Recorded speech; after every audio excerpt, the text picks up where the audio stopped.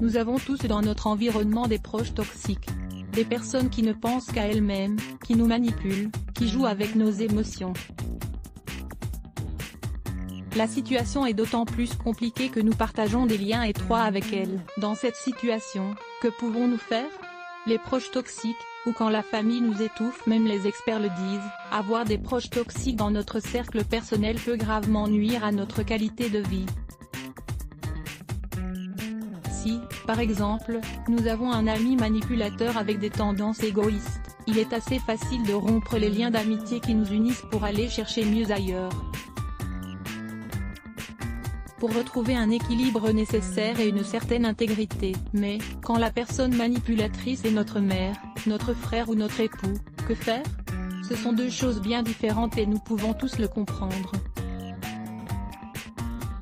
Nous ne pouvons pas couper les ponts aussi facilement avec un frère, une mère, des beaux-parents. Beaucoup de personnes ont fini par s'y résoudre pour se préserver.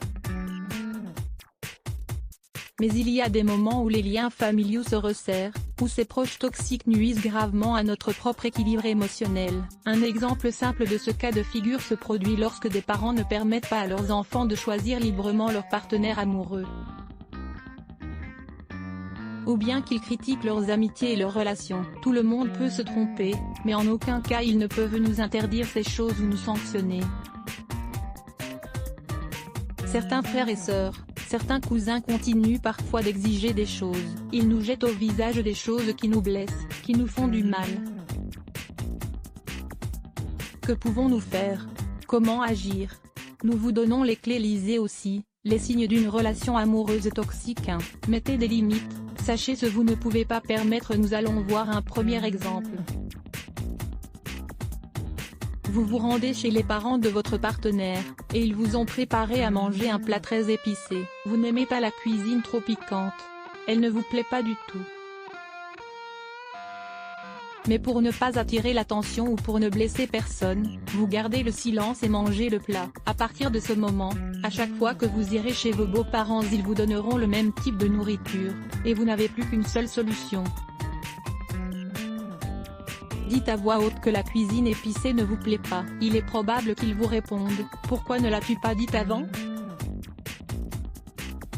C'est un exemple assez simple pour comprendre que nous devons toujours informer les autres de ce que nous acceptons, et ce que nous ne pouvons pas accepter. Vous ne pouvez pas, tous les jours, accompagner votre mère ou votre sœur à aller faire les courses, alors dites-leur. Si cela ne vous plaît pas qu'ils vous disent comment éduquer vos enfants, dites-leur aussi. Pour ne pas être manipulé par vos proches toxiques, défendez-vous et posez des limites. Élevez la voix pour vous faire entendre, sans accuser. Pour vous défendre sans attaquer. Parlez toujours avec respect et bienveillance. Vous ne voulez pas rompre des liens mais simplement informer les autres de ce que vous êtes, et de ce que vous voulez. Ce n'est pas être égoïste, mais être sincère. 2. Apprenez à affirmer les choses sans condescendance parfois, à trop vouloir ne pas heurter notre famille. Nous gardons pour nous toutes nos pensées. Les parents et grands-parents qui se plaignent d'être seuls, alors qu'en réalité nous allons les voir dès que nous le pouvons. Les frères qui nous reprochent de ne pas les soutenir de la manière dont nous devrions. Il faut simplement agir avec aplomb, mais avec respect et bienveillance pour leur dire la vérité. Je viens dès que je peux et tu sais que si tu as besoin de quoi que ce soit, je suis là. Tu sais que je t'ai toujours soutenu mais ne me demande pas des choses que je ne peux pas faire.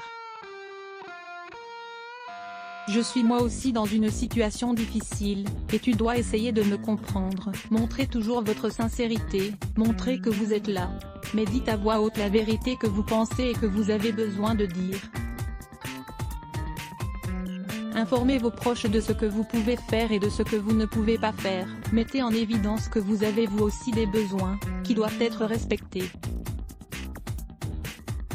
3. Soutenez inconditionnellement votre famille mais gardez votre intégrité. La famille passe toujours en premier. Nous le savons. Mais, si c'est la chose la plus importante de notre vie, et qu'elle nous fait parfois du mal, il faut savoir se protéger des dommages que cela peut faire à notre existence. Certaines personnes ont souffert d'abus et de maltraitance durant leur enfance. Maintenir une relation de famille avec les personnes qui en sont responsables ne sera jamais possible, et cela doit être clair. L'essentiel est de toujours faire attention à son estime personnelle, de toujours être une personne mature, équilibrée, qui a besoin d'être heureuse chaque jour. N'oubliez pas le plus important, l'estime de soi, la clé du bonheur. N'hésitez pas à mettre de la distance si dans votre famille vous avez des proches toxiques. Le mieux est d'établir une distance et de vous éloigner pour récupérer notre intégrité et notre tranquillité.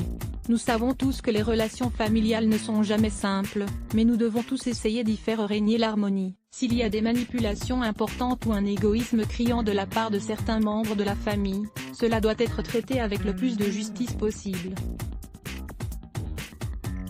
Ce qui est juste, c'est de respecter l'espace de chacun, pour que tout le monde soit heureux et pour éviter davantage de conflits. Nous savons tous que la famille est une partie essentielle de ce que l'on est, de notre identité, de nos racines, mais si ces racines sont trop épineuses, et nous causent seulement de la souffrance, nous devons nous en éloigner.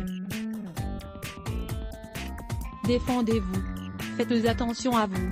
Dites toujours ce que vous êtes capable d'accepter et ce que vous ne pouvez pas tolérer. Aimez les vôtres mais, avant tout, aimez-vous vous-même. Comment réagir face aux mensonges d'un membre de la famille ou d'un ami? Comment réagir face aux mensonges d'un membre de la famille ou d'un ami? C'est la question à laquelle nous tentons de répondre dans cet article. Lire plus Let's Block ADS. Why?